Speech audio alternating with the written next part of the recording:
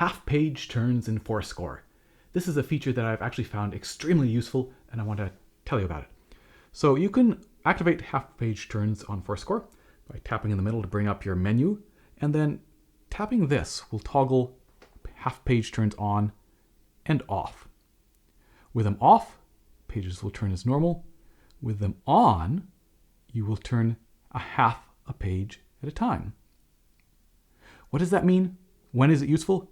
Let's explore. Today is February 12th, 2019. It's Tuesday. It's Harp Tuesday. Welcome to this episode. And so half-page turns, I started using them because I wanted to do pedal changes and also use a Bluetooth foot pedal. And of course, sometimes you might have a piece where there are pedal changes at the end of a page. And so your left foot or right foot, whatever you're using with the pedal, is busy changing these pedals. And there's no time to actually use the foot pedal to change as well. So I started experimenting with these half-page turns. And so what they can do then is they give you a lot more leeway in terms of when you want to turn the page. So for example, imagine this is page 1. And normally we'd get to the bottom of that and we'd turn to page 2. Would basically have to, especially if it's not that well memorized, and if we're using music, it probably isn't, we'd have a very small window right at the end to actually change. So if we activate half-page turns, now at any point, once we get below the halfway, we can change. And now, again, blue is the second page. So now we're reading here, we're reading here, we're reading here. This is all ready to go. As soon as we get to the bottom, we can start reading this. And then at some point in here, we can change the page anywhere up until this point, and then we're good to go. Let's use an example again of an actual piece of music. So again, where is a spot where we would, right, this continues along here. If we have some pedal changes here, our foot's not ready to change the page right at the end of the line. So, but maybe right here, there's nothing going on, or even right here, we can change, and then once we read, we get here, it's over. We have lots of time to change again. Now you can change where exactly this page will turn. Sorry, there we go. By dragging this. So if we go back here, let's say that I want to change my foot pedal here. And by default, maybe the change is here right in the middle. I can just move this up and there we go.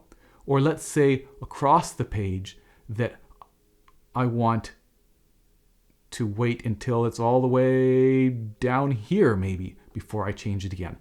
So for now, forScore will remember where you have dragged this, which is super useful. I'm not aware of a way to make all of them change to a particular setting. By default, they're right in kind of in the middle of the page like this. But that's a super useful thing to be able to do as well. So when is this useful?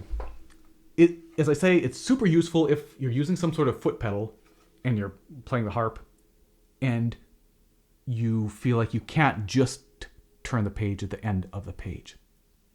It's also useful if you're practicing. So this is a problem that you also get with printed sheet music that's bound. You might get to the end of a page and you have to turn it.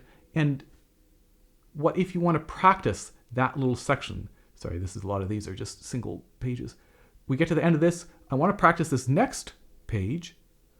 But if it's a full page turn, or I have to memorize if I want to work on that little spot, which is maybe great, but this allows me to actually see both the end of a page and the beginning of a next. So I never have that situation where I have to memorize or I'm just missing a little bit as I quickly flip the page. And again, left hand's really busy here. It's not as if it has time to change the page. So if you're practicing, this can be a super useful thing to do. I end up using this method with a foot pedal even when I'm playing the lever harp, where obviously I could just be doing a normal sort of page turn and change it at the end of each page because the foot's not being used for anything else.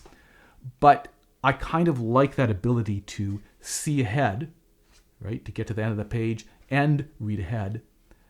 And since I have the pedal, I'm happy to do that. If I'm not using a pedal, of course, by doing the half page turns, you create a lot of extra work for yourself, right? Already, by using an iPad, you're having to turn a page every page, right? Every page requires a page turn, and now it requires 2 page turns. So if you don't have a pedal, you might not want to use this. Now, obviously, you might have a situation where maybe left hand's really busy at the end of a page, but not doing much earlier. So that and you're using your fingers or your hand to turn the page. That might be an option. Maybe the whole piece is like that, where the end of the page is always awkward, but there's a spot earlier on where you could turn the page. Great. But I think if you're not using the foot pedal, probably your default is still going to be just the normal page turn.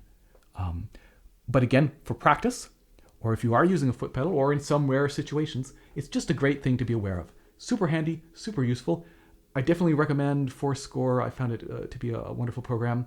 If you're interested in some of my further thoughts about using iPad or various digital tablets for sheet music, I did a longer episode, and I talked about this half page turn, but I thought I would just do a quick and focused episode talking about this because it's something I don't know that everyone's aware of, and I just think it's a super useful and very, very handy tool to have. So I hope you've enjoyed that. I will see you in 2 weeks' time. Cheers.